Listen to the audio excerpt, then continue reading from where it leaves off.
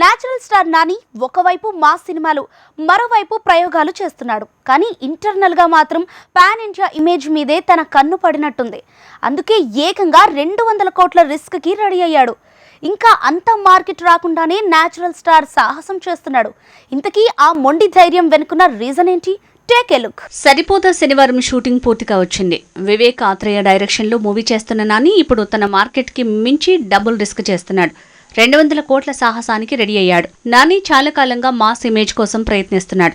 Market పెరగాలంటే అది తప్ప మరో మార్గం లేదు. కానీ మధ్యలో సేఫ్ సైడ్ కోసం ప్రయోగాలు చేస్తున్నాడు. మొత్తానికి సేఫ్ జోన్లో ఉంటూనే మాస్ సాహసాలకు రెడీ అవుతున్నాడు.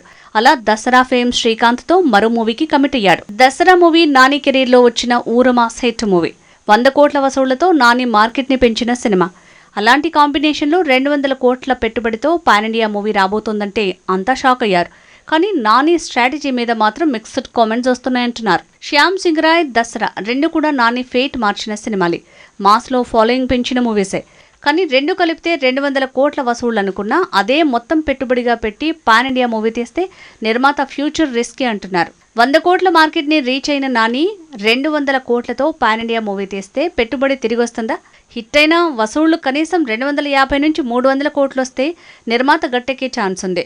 అలా కాకపోతే అసలుకే ఎసరొచ్చే ప్రమాదం ఉంది. కానీ పాన్ ఇండియా మాయలో పడి నాని భారీ రిస్క్ కి రెడీ అవుతున్నాడనే మాటే నిజమయ్యేలా ఉంది.